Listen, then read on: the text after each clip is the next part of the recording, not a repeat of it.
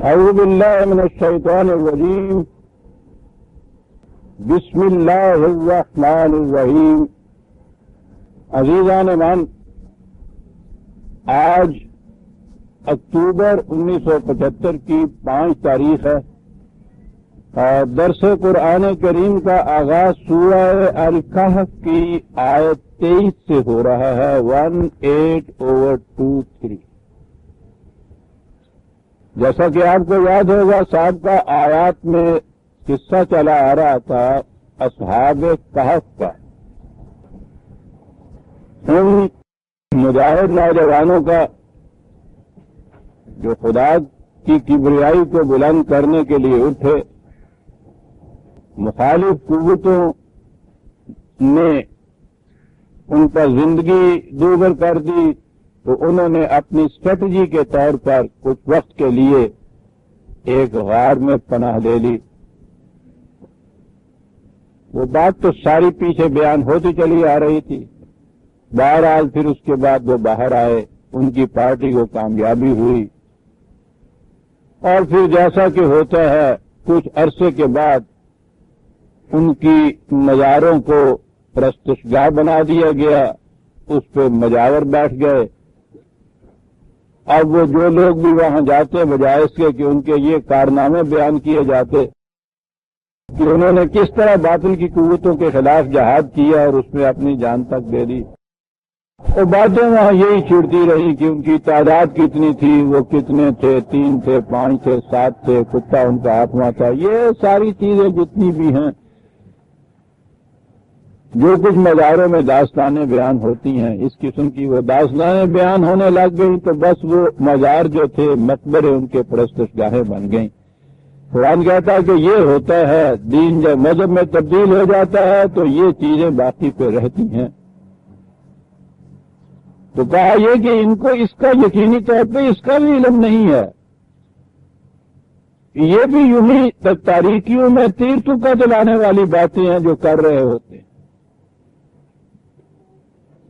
درمیان میں ایک ٹکڑا لایا ہے وہ، اور جیسا کہ میں نے عرض کیا تھا کہ قرآن کریم صرف تاریخ کی کتاب نہیں ہے کہ وہ کسی داستان کو مسلسل بیان کیے چلا جا رہا ہے۔ داستان بیان کرنے سے بھی کسی نتیجے تک پہنچانا مقصود ہوتا ہے، اور اس کے درمیان میں بھی اگر ضرورت پیش آتی ہے تو وہ توجہ کا رخ ادھر موڑ دیتا ہے۔ اس نے کہا کہ یہ تو ماضی کے قصے ہیں کہ پھر بھی تحقیق کرنے سے معلوم ہو سکتا ہے یقینی طور پر کہ اصل واقعہ کیا تھا، اور مستقبل کے متعلق تو یہ جتنا کچھ بھی کہہ رہے ہیں، یہ مجاور بیٹھے ہوئے مزاروں کے اوپر قسمت کا حال بتا رہے ہیں، تقدیریں بدل رہے ہیں۔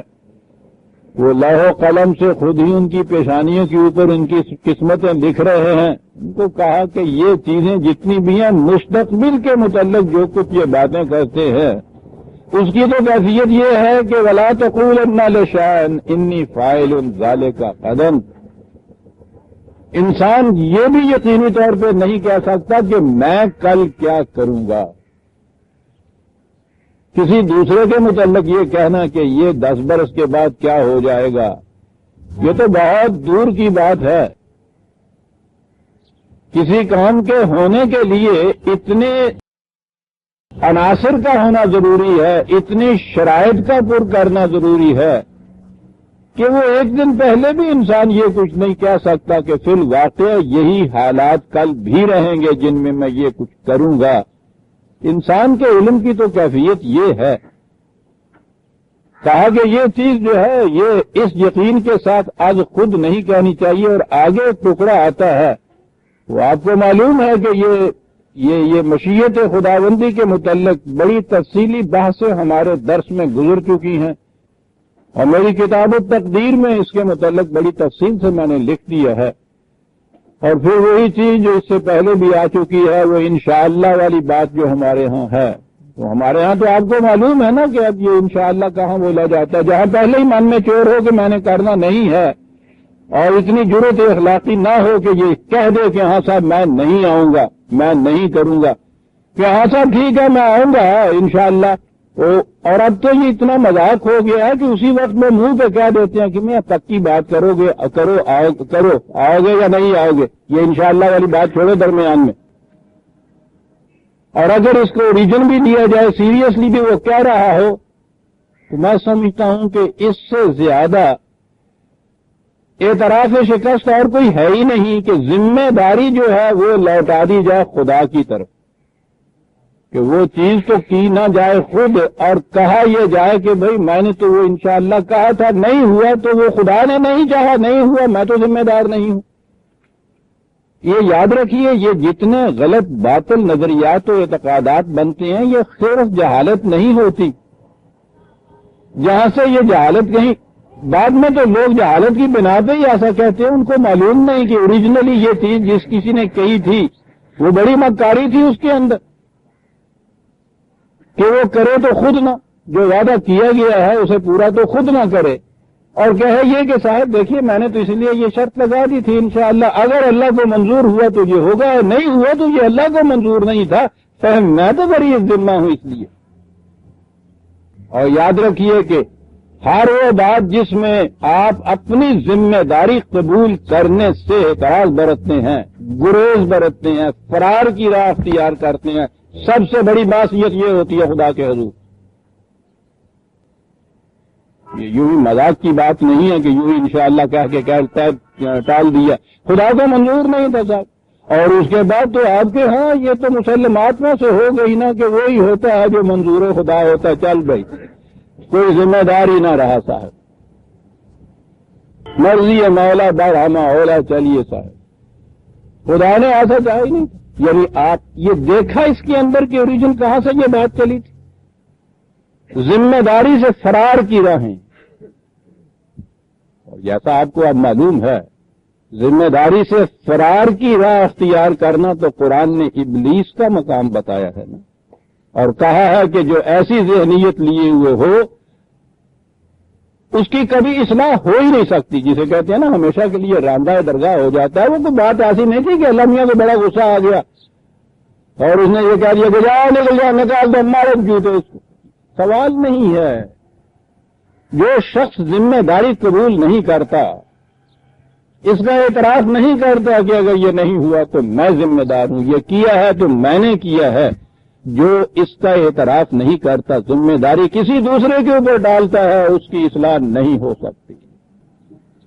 جو اپنی کوتاہیوں کے احساس کے بعد کہتا ہے ربنا ظلمنا انفسنا، کہ میں ذمہ دار ہوں، میں بھول گیا، میری خطا ہے، اس کی تو اصلاح ہو جاتی، کوئی بات نہیں، چلو تم ہماری طرف سے ہدایت آئے گی، اس کے مطابق چلتے رہو گے تو کچھ نہیں بگڑا، پھر اسی جنت میں آ سکتے ہو تم۔ وہ جو چھنی تھی نا ایک دفعہ کی لغزش سے، وہ کوئی قصہ ایسا نہیں تھا کہ وہاں سے چھنی یہاں آ گیا، یہاں مرنے کے بعد ملے گی، قدم قدم کے اوپر یہ تو ہوتا ہے، ایک غلط بات آپ کر جاتے ہیں جنت سے ایک قدم پیچھے ہو جاتے ہیں۔ اب اگر اس کا اعتراف کرتے ہیں ذمہ داری کا کہ میں نے کیا ہے تو اس کے بعد اصلاح کی آپ میں امکان ہوتا ہے، پھر آپ کا قدم اسی جنت گمگشتہ کی طرف اٹھ جاتا ہے۔ پیراڈائز لاسٹ فار ایور نہیں ہوتا۔ لیکن اگر آپ یہ کہتے رہے کہ نہیں صاحب میں تو اس کا ذمہ داری نہیں ہوں، آپ کی اصلاح ہو نہیں سکتی۔ سارا راز اس میں ہے عزیزان من، جو قرآن نے بتایا ہے انسان کو کہ یہ خود ذمہ دار ہے اپنے ہر فیصلے، اپنے ہر کام کے، اس کا اعتراف کرتا ہے اصلاح کی گنجائش باقی رہتی ہے، اعتراف نہیں کرتا یہ چیز پختہ سے پختہ تار ہوتی چلی جاتی ہے۔ وہ پھر میں کیا عرض کروں کہ جب بھی بات آتی ہے بات تو پھر وہی آ جاتی ہے اسی سائیکالوجی کے اوپر۔ سائیکالوجی کی روح سے ایک غلط قدم جو اٹھتا ہے اس کا اعتراف نہیں کیا جاتا تو پہلی چیز جو ہوتی ہے اسے وہ سپریسڈ کہتے ہیں، یعنی اس کی کانشنس میں، اس کے شعور میں وہ موجود ہوتا ہے کہ میں نے غلطی کی، مجھ سے غلطی ہو گئی، اعتراف کی جرت نہیں ہوتی۔ یہ بھی وہ کہتے ہیں، قرآن بھی یہ کہتا ہے کہ یہ بات اگر ہے تو اس میں صرف جرت کی ضرورت ہے، تمہیں اصلاح ہو جائے گی جلدی سے۔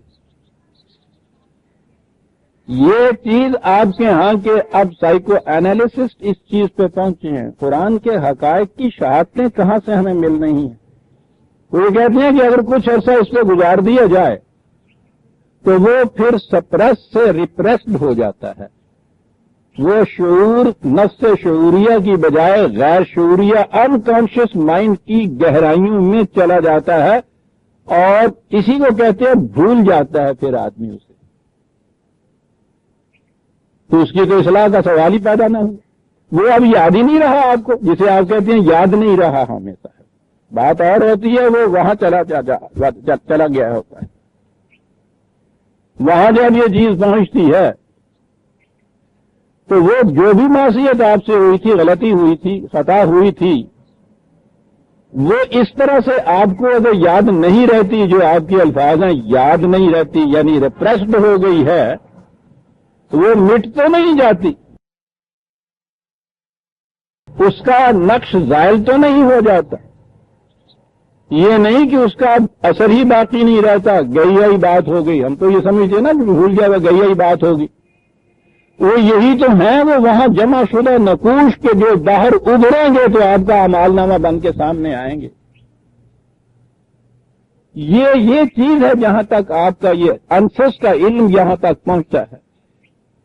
ان کے نزدیک انسان کا ہر خیال، وہ کہتے ہیں سپرس تک پکڑ لو اس کو. آپ کو معلوم ہے قرآن نے جو کہا ہے کہ لغزش اگر ہو جائے تو فوراً جو توبہ کی طرف آ جائے بڑی جلدی توبہ قبول ہوتی ہے اس کی. یہ قبولیت کیا چیز ہوتی ہے توبہ؟ یہ توبہ کیا چیز ہوتی ہے؟ قرآن نے کیوں کہا ہے کہ فوراً اس طرف آ جاؤ؟ وہ یہی چیز ہے کہ جب تک یہ سپریس حالت کے اندر ہے آسان ہے اس کا ازالہ، لیکن جب آگے چلی جائے بات، ریپریسڈ ہو جائے، یہ انکانشیس مائنڈ کے اندر وہ احساس چلا جائے آپ کا، کانشیس مائنڈ کو پھر وہ ستاتا نہیں ہے، اسے ہی آپ کہتے ہیں کہ وہ گمگشتہ ہو گئی چیز. یہ ساری چیز اس کے بعد تو انسان پھر اس ذمہ داری لیتا ہی نہیں ہے. سوال تو سارا ذمہ داری قبول کرنے کا ہے عزیزان. تو یہ جو چیز جہاں سے چلی تھی نا کہ یہ انشاءاللہ اور تقدیر اور خدا ہی سب کرتا ہے، وہی ہوتا ہے جو منظور خدا ہوتا ہے، یہ سب چیزیں ابتداً جن لوگوں نے کی تھی، میں سمجھتا ہوں جہالت کی بنا پہ نہیں تھی. اس لیے کہ میں نے تو تاریخ میں اب یہ دیکھا ہے نا کہ کن لوگوں نے یہ کہی تھی، کن حالات میں کہی تھی، کیا کہی تھی. کبھی جو میں کہا کرتا ہوں نا کہ اگر فرصت ملی، توفیق ملی، تو یہ اسلام کی تاریخ بھی مجھے پوری لکھتی ہے، جس کے کچھ خط و خال میں نے شاہکار رسالت کے آخری باب میں دیے ہیں. یہ تفصیل سے لکھنے کی بات ہے. یہ کہاں سے یہ تصور ایجاد ہوا کہ انشاءاللہ کے معنی یہ ہو جائیں گے اگر اللہ نے چاہا تو. یہ ذمہ داری سے فرار کی راہ ہے جو اختیار کی گئی، دانستہ کی گئی، بعد میں پھر یہ چیز مروج ہو گئی جہالت کی بنا پہ. اب وہ جہالت سے بھی اگلا ٹکڑا انڈیفرنس آ گیا کہ یوں ہی ہمارے ہاں محاورہ ہی ہو گیا ہے. اب کیا بھائی میں آؤں گا انشاءاللہ.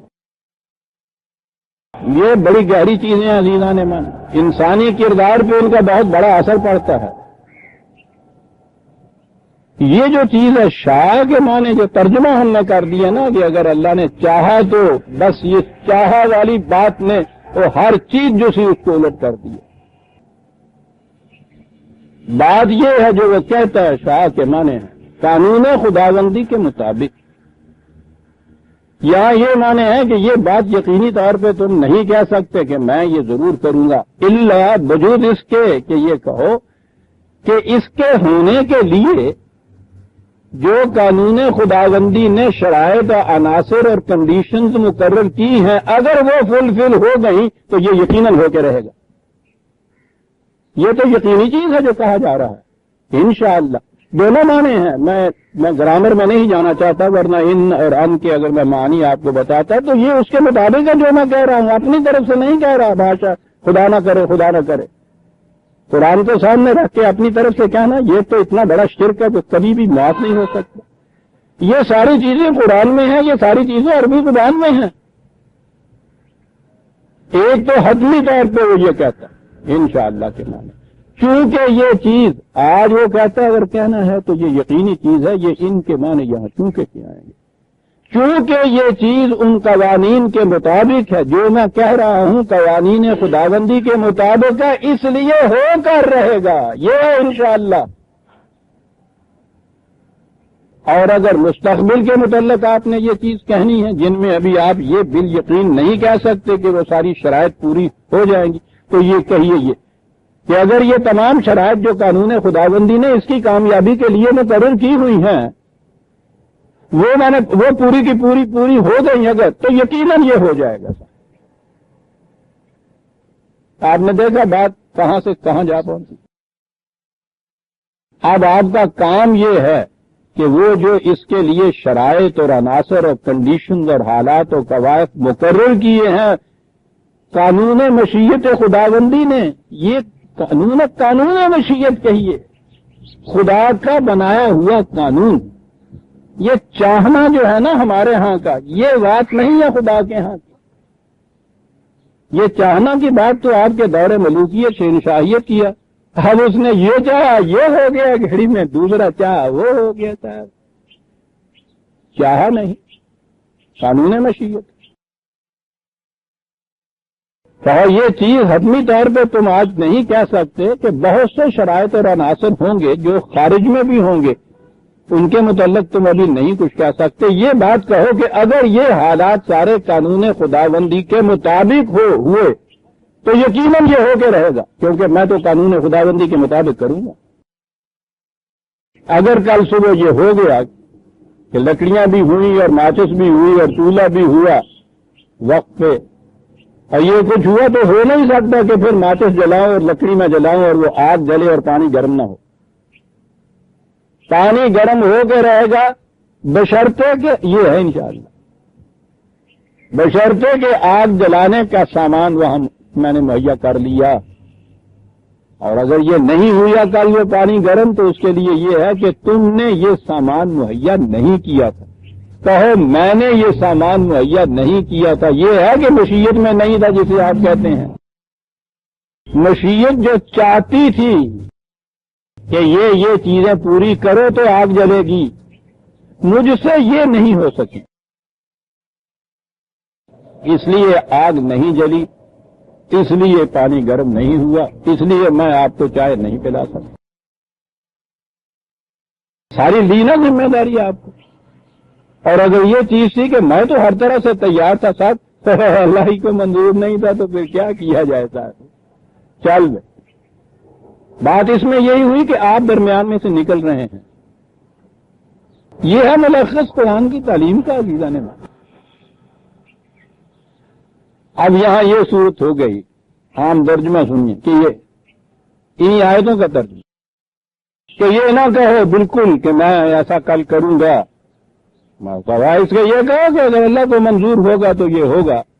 اور آگے کہا جاتا ہے وَاذْكُرْ رَبَّكَ إِذَا نَسِيتَ وَقُلْ عَسَىٰ أَن يَهْدِيَنِ رَبِّي لِأَقْرَبَ مِنْ هَٰذَا رَشْدًا۔ ترجمہ کیا جاتا ہے کہ اگر یہ تو کہنا بھول جائے، یعنی انشاءاللہ کہنا بھول جائے، تو پھر جس وقت بھی یاد آئے انشاءاللہ کہہ دے، اور پھر خدا تمہیں وہ صحیح راستہ دکھا دے گا۔ یعنی بات ساری یہ تھی کہ اس وقت بھول گیا، نہیں کہا، اور جب یاد آ جائے اس وقت پھر یہ انشاءاللہ کہہ دے، تو پھر تمہیں وہ صحیح راستہ۔ کیا مذاق ہو رہا ہے قرآن، اور اس کے اوپر پھر تفسیری افسانے جب آپ سنیں گے، میرے اللہ کیا عرض کروں۔ بہنیں اور بیٹیاں ہوتی ہیں مجلس میں بیٹھی ہوئی، ہر سے برہنہ گفتن بڑا مشکل ہو جاتا ہے میرے لیے۔ ان کی تفسیر میں ہے یہ بات کہ حضرت سلیمان میری بیٹیاں معاف رکھیں گی۔ حضرت سلیمان کی 100 بیویاں تھیں، اور انہوں نے ایک دن کہہ دیا کہ میں ایک رات ان سب کا دورہ کروں گا، اور آپ دیکھیں گے کہ 100 مجاہد پیدا ہوں گے اس سے صاحب۔ اور اس کے بعد ہوا یہ کہ صاحب وہ 100 تو ایک طرف رہا، وہ ایک لڑکا پیدا ہوا، وہ بھی اپاہج تھا صاحب، بالکل نہ یہ کوئی۔ تو بہت یہ ہوا کہ یہ کیا ہوا؟ تو کہنے والے نے کہا، یعنی یہ نبی میں جو ہو رہا ہے وہ کہنے والا جو ہے پتہ نہیں وہ کون ہوگا، اس نے کہا کہ تم نے انشاءاللہ نہیں کہا تھا، اس لیے یہ سب ناکام رہ گئی۔ دیکھتے ہیں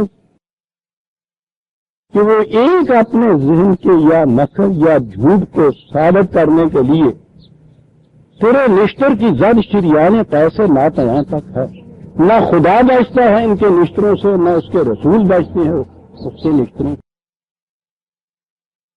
انشاءاللہ نہیں جاتا جی، معاذ اللہ۔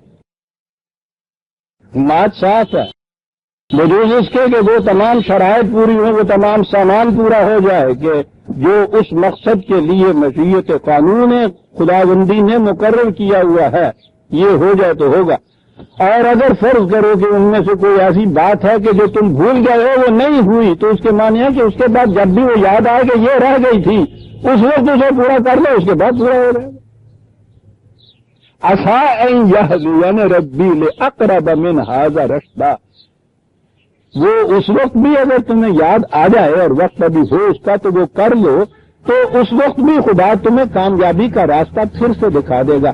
اقرب عجیب چیز ہے، تو وہ تو ٹھیک وقت کے اوپر ہونا تھا، یہ ٹھیک ہے یہ جو بعد میں بھولنے کے بعد دوبارہ تم نے کیا ہے کچھ تو اس میں فرق پڑ جائے گا دونوں میں، وہ بر وقت ہوا ہے یہ ذرا دیر سے ہوا ہے، لیکن بہرحال کامیابی سے قریب تر کر دے گا تمہیں۔ کیا بات ہے اقرب، لیکن ہوگا اسی طرح سے کہ اگر تم نے وہ شرائط پوری کر دی جو قانون خداوندی کی روح سے اس کی کامیابی کے لیے ضروری تھی، ان میں سے اگر کوئی چیز بھول جائے تو خیر اس وقت تو وہ نہیں ہو سکا، اگر اس کی گنجائش ہے باقی جب یاد آئے اس کو پھر پورا کر لو تو پھر یہ بہرحال اس کامیابی سے تمہیں قریب تر کر دے گا۔ یہ ایسا کرنا بھی ہے۔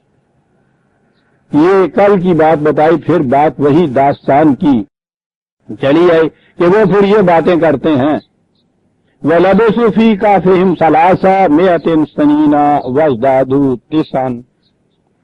وہ مجاوروں کی بات ہے۔ پہلے تو یہ تھا نا کہ تعداد کتنی تھی، کوئی کہتا تھا 3 تھی، چوتھا کتا تھا، وہ کہتے تھے 4 تھے، ادھر سے اٹھا ہوگا لگا نہیں 7 تھے، 8واں کتا تھا، تو ہمیں کچھ پتا نہیں ہے ایویں تھی یاویاں ٹکاؤں رہتے ہیں بہ کے اتنے سامنے مجاور جس طرح کی گلا کر دیں۔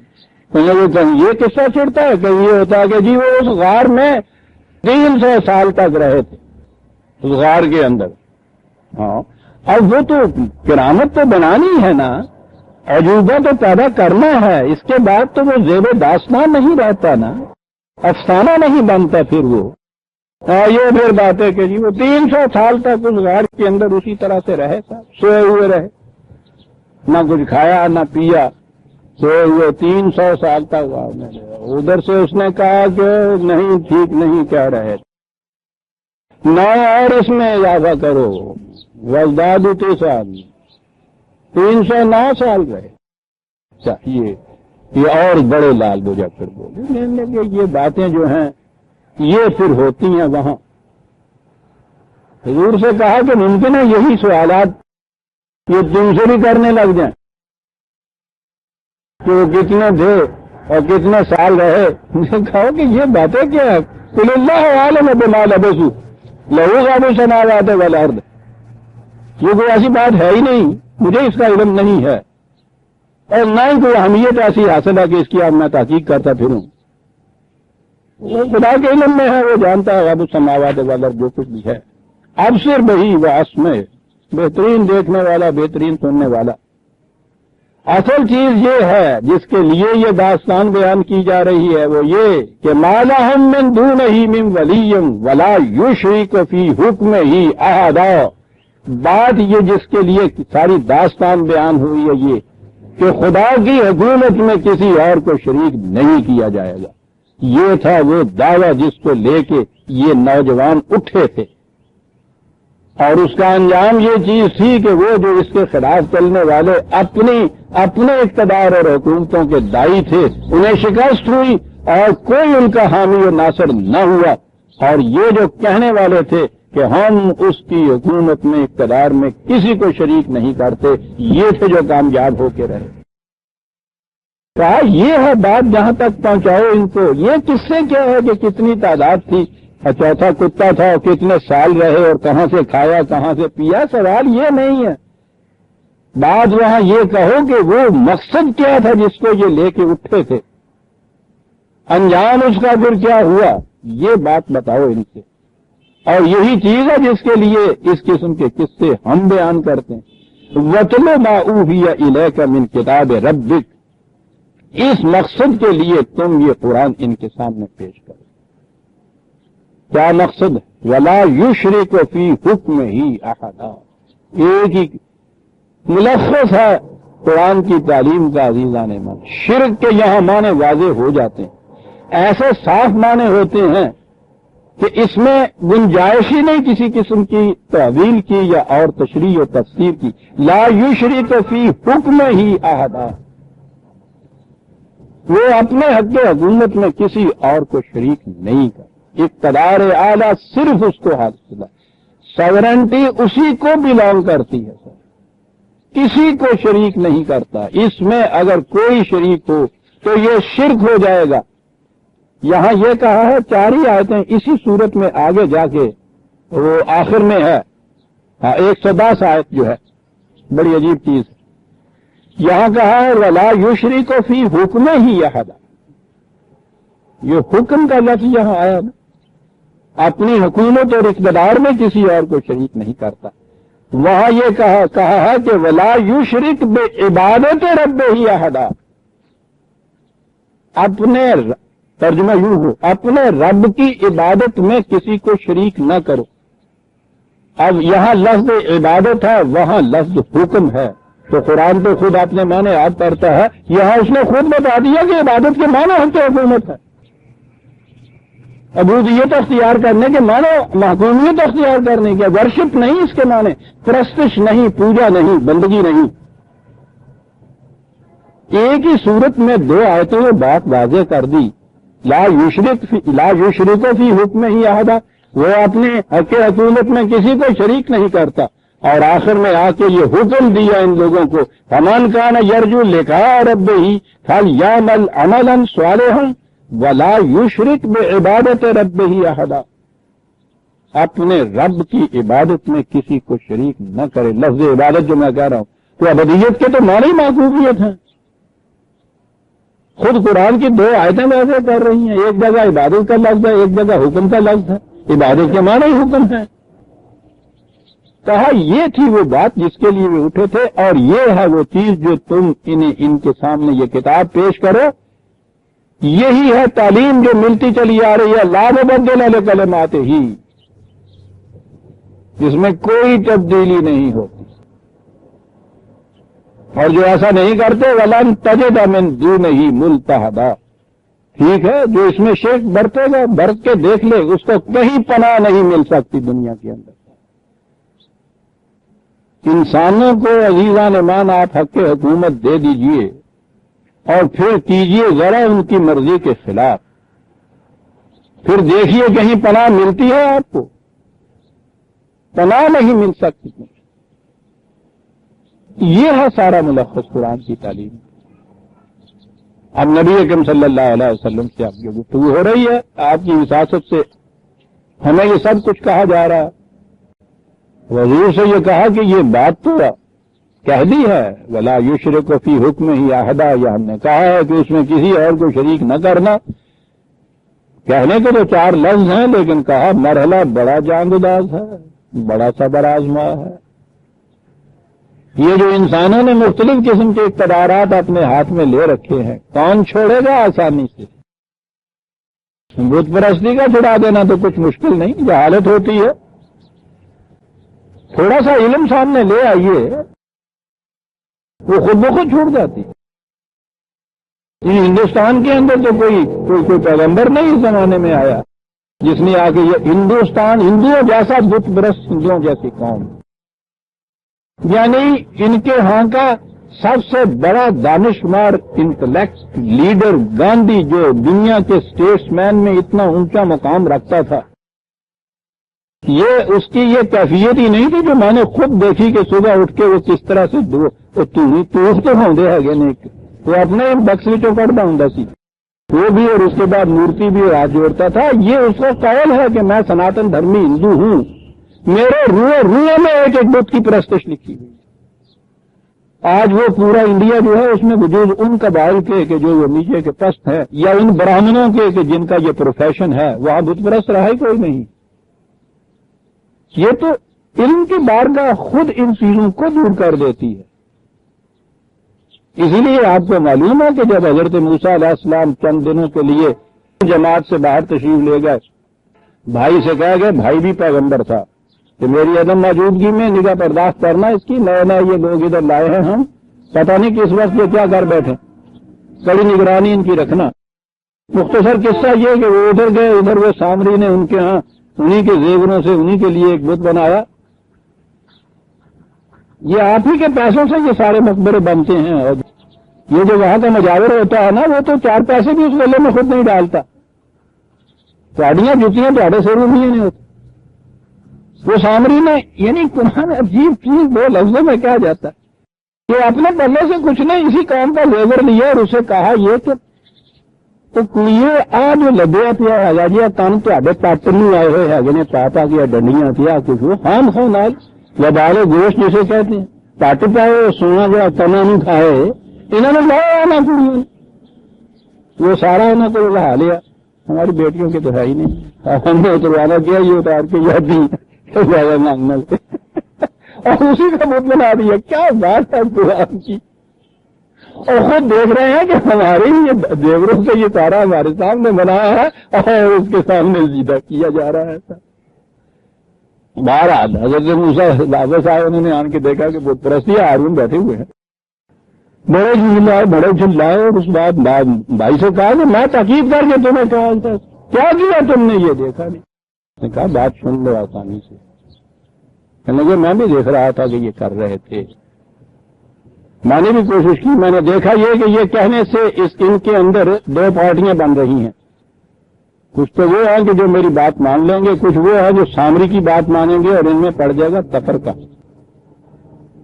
میں نے ان کی بت پرستی جو تھی عارضی، اسے میں نے گوارا کر لیا تھوڑے وقت کے لیے، کہ اس لیے کہ یہ ذرا بھی جب ان کو بات سمجھائی جائے گی تو یہ تو بات سمجھ میں آ جائے گی، لیکن اگر قوم کے اندر تفرقہ پڑ گیا تو وہ چیز نہ میرے بس میں ہوگی نہ تمہارے بس میں ہوگی۔ میں نے اس لیے اسے گوارا کیا، تفرقہ نہیں پڑنے دیا قوم میں۔ کہا ایک رسول نے، مانا ایک رسول نے، دونوں مطمئن ہو گئے چیزوں نے۔ وہ جو شرک ہے جہالت کے اوپر مبنی ہوتا ہے، جہالت دور کرنے سے وہ آسانی سے دور ہو جاتا ہے۔ یہ جو پارٹی بازی، تفرقہ، فرقہ بندی اور یہ کچھ ہے، یہ مبنی بر جہالت نہیں رہتا، یہ مفاد پرستی کے اوپر آ جاتا ہے، یہ نہیں نکلتا اور یہ قوموں کو تباہ کرتا ہے۔ اسی لیے قرآن نے یہ کہا وَلَا تَكُونُوا مِنَ الْمُشْرِكِينَ مِنَ الَّذِينَ فَرَّقُوا دِينَهُمْ۔ یہ مشرک مومن ہونے کے بعد یہ مشرک نہ بن جانا کہ تم فرقے پیدا کر دو اپنے اندر۔ کوئی جواب ان کے پاس نہیں تھا۔ عزیزان من، قرآن کی ان آیتوں کا میں نے 25-30 سال سے یہ میں دہراتا چلا جا رہا ہوں، کہہ رہا ہوں ان سے پوچھو کہ کیا مانے ہے فرقہ بندی، قرآن نے یہ کہی ہے یا نہیں؟ کوئی جواب نہیں تھا کہ ان کے اندر سے پھر وہی ایک ابلیسی ذہنیت اٹھی، اس نے کہا کہ بات تو یہاں غلط ہو رہی ہے، یہ جو دھرم داس نام رکھ دیے ہے یہ نام غلط ہے۔ انہوں نے کہا بچے کا نام عبد الرحمان رکھ دیجیے، وہ رہے ہندو کا ہندو۔ کہا یہ تو فرقے ہے ہی نہیں، ہے مکتب فکر ہیں صاحب، چل گئے مطمئن ہو گئے پرستش کے اوپر، بدھ کا نام خدا رکھ دیا، خوش ہو گئے صاحب۔ کیا اس سے حقیقت بدل گئی کہ فرقے نہیں ہیں؟ یہ ہے وہ شرک جسے قرآن کہتا ہے، یہ ہے وہ مرحلہ مشکل ترین جو آیا توحید کے اوپر لانے کا۔ بت پرستی چھڑا دینے والی بات ایسی نہیں، یہ چھڑانا مشکل ہوتا ہے۔ اس کے لیے کہا کہ اب بڑے صبر آزما مراحل آئیں گے۔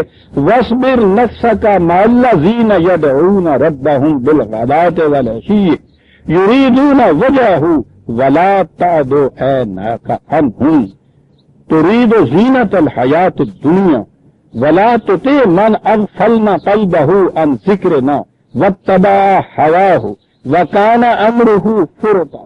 عظیم آیت۔ اب جو تو اس اعلان کو لے کے اٹھے گا کہ کسی کو حق حکومت حاصل نہیں ہے، بڑی سخت مخالفت ہوگی تمہاری سازش کی، بڑے لالچ دیے جائیں گے تمہیں۔ آپ کو یاد ہے میں پہلے بتا چکا ہوں کہ انہوں نے کہا تھا کہ کچھ کمپرومائز کر لو قرآن میں ہمارے ساتھ، یا تو اس قرآن کی جگہ کوئی دوسرا قرآن لے آؤ، یا کم از کم اسی میں ہی کچھ تبدیلی کر دو۔ اور جواب یہ آتا تھا کہ یہ اگر میرا وضع کردہ کانسٹیٹیوشن یا یہ لاز ہوتے تو میں کر بھی دیتا، میری پارٹی کے وضع کردہ ہوتے تو میرے لیے مشکل ہی یہ کیا تھا، فوراً ایمرجنٹ میٹنگ بلاتا، فوراً وہاں ووٹنگ لیتا، اکثریت تو میری موجود ہی ہے ہر وقت، لیجیے 5 منٹ میں دوسرا قانون بنا دیتا۔ جواب یہ دیا گیا کہ میری دشواری یہ ہے کہ یہ میرا وضع کرنا ہی نہیں ہے اور میں تو صرف پہنچانے والا ہوں، مجھے کیا حق ہے کہ اس میں تبدیلی پیدا کروں؟ کیا بات، کمپرومائز نہیں، مصالحت نہیں، لالچ یہاں بھی کہا کہ بڑے لالچ دیں گے تمہیں، یاد رکھو، آنکھ اٹھا کے نہ دیکھنا ان چیزوں کی طرف، کبھی ان کی بات نہ ماننا۔ کیا ہے لفظ یہاں ہمارے لیے کتنی بڑی ہدایت ہے کہ اطاعت، بات ماننا، بات نہ ماننا۔ من اغفلنا قلبہ عن ذکرنا، جس کے دل نے ہمارے قوانین کو فراموش کر دیا ہے کبھی اس کی بات نہ ماننا۔ پہلا معیار یہ آ گیا کہ جو خدا کی بات کہہ کر بھی منوا رہا ہے اس کے اپنے دل کے اندر اس کے قوانین کی یاد موجود ہے یا نہیں، ہر وقت سامنے رکھتا نہیں، ذکر کے معنی یہ ہوتا ہے یاد ہی نہیں، بلکہ ہر وقت کسی چیز کو سامنے رکھنا، نصب العین جسے کہتے ہیں ہمارے، صحیح ترجمہ ہے اس کا نصب العین، اس کا نصب العین یہ ہے یا نہیں۔ اگر وہ یہ نصب العین نہیں رکھتا ہمارے قوانین کا، کبھی اس کی بات نہ ماننا، لالچ میں نہ آ جانا، آنکھ اٹھا کر نہ دیکھنا ان چیزوں کی طرف۔ یہ ایسا کہنے والے اپنے خیالات اور خواہشات اور جذبات کا اتباع کر رہے ہیں اور یہ حد سے زیادہ آگے بڑھے ہوئے لوگ ہوتے ہیں، ان کے ساتھ کوئی مصالحت مفاہمت نہ کرنا، ٹکراؤ کی بات ہوگی، وَاصْبِرْ نَفْسَكَ مَعَ الَّذِينَ يَدْعُونَ، اور یہ وہ مقام عزیزان ایمان جو اس سے پیشتر بھی آ گیا ہے۔ نبی اکرم صلی اللہ علیہ وسلم کو تائید پہ تاکید کی جاتی ہے کہ یہ جو ساتھی ہیں آپ کے صحابہ کرام جن کو ہم رضی اللہ تعالیٰ عنہ کہتے ہیں، قرآن نے اتنی اہمیت ان کو دی ہے کہ یہ تنہا رسول کے لیے بھی ممکن نہیں تھا، یہ اجتماعی نظام ہے، یہ رفقا کے ساتھ قائم ہوگا۔ کہا کہ استقامت سے رکھو اپنے آپ کو، اکیلے نہیں، مع الذین، ان لوگوں کے ساتھ۔ اب ان کی خصوصیت یہ ہے کہ یہ وہ لوگ ہیں جو صبح و شام اٹھتے بیٹھتے خدا کے قوانین کو اپنے سامنے رکھتے ہیں اور اس میں اپنا ذاتی کوئی مقصد نہیں ہوتا، یریدون وجہ، مقصد صرف خدا کے متعین کردہ پروگرام کی تکمیل کرنا ہے۔ ان کا رخ، وجہ کے معنی اگر طریق راہ لیا جائے یہ بھی اس کے معنی ہوتے ہیں، تو ان کے سامنے راستہ ہی یہ ایک ہی ہے جو ان کے خدا کی طرف ان کو لے جانے والا ہے۔ صحابہ کبار کے متعلق یہ خصوصیات قرآن بتا رہا ہے عزیزان میں، کوئی استثناء نہیں کر رہا اس میں۔ وہ سوچیے آپ کہ قدوسیوں کی اس جماعت کے متعلق اور ان میں سے یہ چیز کہنا کہ 2-4 کی مستثناء کر کے معاذ اللہ باقی سب کے ساتھ جہنم رسید کرا دینا، قرآن کی کھلی ہوئی بغاوت۔ وہ اتنا مرتبہ بتا رہا ہے، اور آپ کو معلوم ہے جب میں اس مقام پہ آیا تھا میں نے قرآن کی متعدد آیات پیش کی تھی جن میں مقام بتایا گیا ہے صحابہ کا، ان کے متعلق یہ چیز قرآن نے یہ بتائی، اولئک مومنون حقا، پکے اور سچے مومن ہیں۔ خدا نے کہا کہ ان کا کردار، ان کی سیرت اتنی بلند و پاکیزہ ہے کہ ہم نے ان کے لیے جنت لکھ دی ہے، رضی اللہ عنہ ورضوا عنہ، اور اس میں تخصیص کوئی نہیں ہے۔ قرآن نے کہا ہے مہاجرین، مجاہدین، حتیٰ کہ وہ یہ بھی چیز لے آیا ہے کہ یہ ٹھیک ہے کہ جو السابقون الاولون ہیں ان کے مدارج زیادہ ہیں، لیکن فتح مکہ کے بعد بھی جو تمہارے ساتھ آ کے مل گئے ہیں یہ وعدے ان کے لیے بھی ہے ہمارے ساتھ۔ اللہ کے ساتھ صحابہ کی جماعت، اس میں تخصیص، اور ان کا مقام یہاں یہ کہا ہے کہ دیکھنا ان کو کہیں چھڑک نہ دینا، تتکار نہ دینا، الگ نہ کر دینا، یہ ساری چیزیں ان کے متعلق۔ اور اتنی ہی نہیں عزیزان، مقام ان کا سورہ انفال 8/62، پیچھے چلی آ رہی ہے بات کہ یہ مخالفت ہوگی، یہ اس طرح سے امٹ کے آئیں گے، اس طرح سے شدت ہوگی تمہارے خلاف، یہ سارا کچھ کرنے کے بعد کہا بالکل نہ گھبرانا، هو الذی ایدک بنصرہ وبالمؤمنین، خدا نے تمہیں تقویت پہنچائی ہے، تائید تمہاری کی ہے خود اپنی نصرت سے اور اس جماعت صحابہ کی نصرت سے، یعنی اکیلی اپنی نصرت نہیں کہی، ان کے ساتھ ان کے اپنے آپ کو ملایا ہے کہ، اور اگلی آیت میں تو اس سے بھی زیادہ واضح بات ہو گئی عزیزان من، یا ایھا النبی، یہ 64 ہے آیت تو 62 تھی، یا ایھا النبی حسبک اللہ ومن اتبعک من المؤمنین، ہے نبی تیرے لیے خدا کافی ہے، بات کافی تھی یہ، خدا کافی ہے، اتنا ہی نہیں کہا خدا اور یہ لوگ جو تیرا اتباع کرتے ہیں مومنین کی جماعت میں سے، یہ اور خدا یہ کافی ہے تیرے لیے تھا۔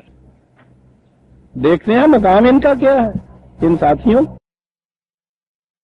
اس لیے کہ یہ جو جنت ارضی قائم ہو رہی تھی وہ انفرادی چیز تھی نہیں، انفرادی ہوتی تو رسول اس اطاعت خداوندی میں جو مقام ہے حضور کا انفرادی طور پہ، وہ کسی اور کا مقام ہو ہی نہیں سکتا۔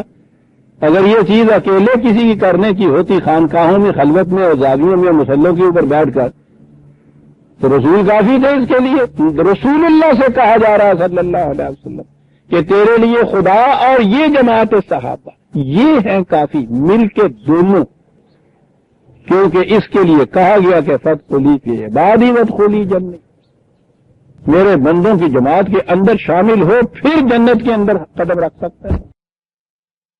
اس وقت رفقا اور رفقا کی جماعت جو ہے اجتماع، یہ تو اس کا تو اتنا بلند مرتبہ ہے، نظام ہے یہ عزیزان من، کسی فرد ایک کی بات نہیں ہے۔ بہرحال کہا یہ کہ دیکھنا بڑے سخت مراحل آئیں گے، اس میں تمہیں تخویف بھی ہوگی، خوف بھی دلایا جائے گا، ترہیب بھی ہوگی، لالچ بھی دلایا جائے گا، آنکھ اٹھا کر نہ دیکھنا زینت الحیات الدنیا کی طرف، یاد ہے ان میں سے کسی کی بات نہ باندھنا، یہ خدا کی طرف نہیں بلائیں گے تمہیں، یہ اپنے خواہشات کی طرف ہے۔ اور اس کے بعد آگے جو بات ہے، یہ بات جو ہے کہ تم جو ذہن میں آتا تھا کہ وہ سارے کے سارے جو ہے ان کو میں مسلمان کر لوں گا اور یہ سب کے ساتھ ایمان لے آ جائیں گے، کہنے کہ یہ بات نہیں ہے، یہ تو جو تمہارے پروگرام کی مخالفت کرتے ہیں ان کی مخالفت کی مدافعت کے لیے ہم یہ کچھ کہہ رہے ہیں۔ یہ نہیں ہے کہ تم اس طرح سے خود اور یہ صحابہ کی جماعت کو لو، تلوار ہاتھ میں لو اور اس کے بعد صاحب بیاہ سے وہاں تک مسلمان کرتے چلے جاؤ۔ یہ تو اتنی بڑی سازش ہوئی اسلام کے خلاف، سازش یہ کی عیسائی کروسیڈز میں آنے والے صلیب کی جنگوں والوں نے کہ اسلام پھیلا شمشیر کے زور پہ تھا، بات ہے نا کہ چلی ہوئی آپ کے ہاں، یہ ان کے ہاں کی پھیلائی ہوئی چیز تھی عزیزان من، ان کی تو مدافعت ہم کر لیتے، ان کے جواب تو ہم دے جاتے، لیکن اس کا کیا علاج کہ آپ کے ہاں کے آج کے بلند ترین مفسرین یہ فرما رہے ہیں، ابوالعلا مودودی صاحب اپنی الجہاد میں یہ کہہ رہے ہیں معاذ اللہ کہ رسول اللہ صلی اللہ علیہ وسلم اتنے سال تک واز کہتے رہے اپنے ہاں، نتیجہ کیا نکلا؟ پنجابی جنوبی ہائی کورٹ میں وہ چند آدمی جو ساتھ ہو گئے، اور اس کے بعد جب انہوں نے تلوار ہاتھ میں لی تو یہاں سے باہر تک اسلام پھیل گیا۔ اللہ دیجئے جواب یورپ کے متصبی سازی، یہ توفیق عزیزان من، ان میں سے بھی جو کوئی سعادت نصیب تھے لوگ ان کو حصہ۔ آرنلڈ کی پریچنگ آف اسلام پڑھ کے دیکھیے، عیسائی ہے اتنا بڑا، پریچنگ آف اسلام کی کتاب آپ کو پڑھ کے دیکھیے، وہ شروع سے آخر تک یہ کہتا ہے کہ یہ سخت الزام ہے ان کے خلاف جھوٹا جو لگایا جاتا ہے کہ اسلام انہوں نے بطور شمشیر پھیلایا، کہیں یہ بطور شمشیر نہیں پھیلا، یہ تو پریچنگ ہے ان کی، یہ تو کریکٹر تھا ان لوگوں کا کہ جس کی وجہ سے اسلام اس صورت سے پھیلا، اتنی موٹی کتاب لکھی۔ اللہ کے قلبی یا محبت اور پیار ہے، اس کا استبداد بھی استعمال نہ کرنا، یہ بھی نہ ہو کہ اچھا بابا چھوڑ دو، تم جی تو نہیں تمہارا مانتا، میری خاطر تو یہ کرو، میرے ساتھ محبت ہے نا، میرے ساتھ پیار ہے نا، کئی باتیں ہم اس طرح سے منوا لیتے ہیں۔ کہا یہ بھی نہیں، یہ تو چیز ریسپانس کی ہے، دل میں سے اٹھے گی یہ چیز جس کسی کے، وہ ہے ایمان جسے ہم کہتے ہیں۔ اگر یہ دل میں سے نہیں اٹھتی ہے تو کوئی طریقہ بھی آپ استعمال کر لیں گے وہ اکراہ کہلائے گا۔ اور یہ نہیں اعلان کر دو قل الحق من ربکم فمن شاء فلیؤمن ومن شاء فلیکفر، لیکن ساتھ ہی ان سے یہ بھی کہہ دو کہ یہاں تک تو تمہارے اختیار کی بات ہے کہ جس کا جی چاہے غلط راستے پہ چل پڑے، جس کا جی چاہے صحیح راستے پہ اختیار، لیکن یہ تمہارے اختیار میں نہیں ہے کہ چلو تو تم غلط راستے پہ اور پہنچ جاؤ صحیح منزل پر۔ یہ ان پہ واضح کر دو، یہ تمہارے اختیار میں ہے کہ اس سے کفر اختیار کرو۔ انا اعتدنا للظالمین نارا احاط بهم سرادقها وَإِن يَسْتَغِيثُوا يُغَاثُوا بِمَاءٍ كَالْمُهْلِ يَشْوِي الْوُجُوهَ بِئْسَ الشَّرَابُ وَسَاءَتْ مُرْتَفَقًا۔ کیا بات ہے! آپ کو معلوم ہے یہ قرآن کریم میں بتایا، میں نے بات بھی ابھی کیا کہ یہ جو آنے والی جنت یا جہنم، آنے والی زندگی، اسے قرآن میں تشبیہات کے رنگ میں بیان کیا ہے کہ اسی طرح سے جا سکتی ہیں۔ وہ تو ہماری موجودہ ادراک کی سطح سے ماورا چیز ہے، ہم نہیں سمجھ سکتے کہ وہ زندگی کس کیفیت و نوعیت کی ہوگی، ماہیت اس کی کیا ہوگی، کیسی ہوگی، نہیں جان سکتے۔ ایمان یہ ہے کہ ہوگی بھی ضرور ہو۔ تو وہ وہاں کی جتنی بھی یہ تفصیلات ہیں انہیں تشبیہات میں بیان کیا ہے۔ جس چیز کو یہاں ہم سخت عذاب کہتے ہیں، سخت اذیت کہتے ہیں، سخت تکلیف کہتے ہیں، وہ سمجھ لیجئے کہ وہ جہنم کا نقشہ ہے۔ جسے ہم آسائشیں کہتے ہیں، جسے ہم دل کا سکون کہتے ہیں، اطمینان کہتے ہیں، نشو و نما کہتے ہیں، وہ جنت مراتب ہیں، سرفرازیاں ہیں۔ اور ایک بات اور سن لیجئے کہ یہ یہاں شروع ہو جاتی ہے یہ چیز، لیکن وہاں کے متعلق جب بھی یہ بات آئے گی اسے تمثیلی انداز میں دیکھنا ہوگا آپ۔ تو کہا یہ کہ ان سے کہہ دیجئے کہ اگر راستہ چھوڑ دو گے تو ٹھیک ہے، یہاں جو جہنم تمہارے لیے ہوگا اس جہنم میں بھی ذلت اور رسوائیاں ہوں گی تمہارے لیے۔ سامان رزق تو ہوگا، لیکن کیسا ہوگا؟ کہنے کو یہی پانی کے جو ممد حیات ہے، کھیتیوں کا دار و مدار اس پہ ہے۔ 2 دن بھی پودوں کو گرمی میں پانی نہ ملے تو مرجھا جاتے ہیں۔ لہلاتے ہوئے سرسبز و شاداب پودے کے اوپر کھولتا ہوا پانی ڈال دیجئے، وہی پانی، وہی سامان زیست سبب موت ہو جائے گا۔ اس لیے کہہ رہا ہوں کہ ایک لفظ قرآن کہہ گیا، یہاں 2 لفظ کی سائت میں آئے ہیں، عزیزان من پوچھئے نہیں وجد میں آ جاتا ہے آدمی۔ کہا یہ سارا سامان زیست جو ہے، جو زندگی بخش ہے، اسے غلط طریق کے اوپر اگر استعمال کیا جائے تو مرگ آفری ہو جاتا ہے، اس سے ہی تباہی آ جاتی ہے، اسی چیزوں سے۔ 2 لفظ عزیزان من سمجھ لیجئے، یہاں کہا ساعت مرتفق، مجھے ذرا آگے ساتھ چلنے دیجئے، دونوں کو سامنے لے آؤں گا۔ ان الذین آمنوا وعملوا الصالحات ان لا نضيع اجر من احسن عملا اولئک لهم جنات عدن تجری من تحتهم الانہار يحلون فيها من أساور من ذهب ويلبسون ثيابا خضرا من سدس واستبرق متكئين فيها على الأرائك نعم الثواب وحسنت مرتفقا۔ وہاں ہے ساعت مرتفقا، یہاں ہے حسنت مرتفقا۔ سامان وہی ہے، یہی پانی، کھانا پینا، کپڑے، رہنا سہنا، یہ صاحب جتنے سامان ہیں، سامان وہی ہیں۔ جہنم کے اندر بھی یہ چیز بتائی۔ یہ جنت کے متعلق پہلے وہ عام ترجمہ یا لفظ اس کے معنی بتا دیں کہ ہم کسی، جو لوگ ایمان لائے اور انہوں نے اعمال صالحہ کیے، ہم کسی کا اجر ضائع نہیں کرتے۔ پہلی چیز تو یہ ہے کہ یہ اجر ہے کسی کام کا۔ بیشتر فی سبیل اللہ مست بالکل غلط ہے، اللہ واسطے کی جنت نہیں ملتی ہے۔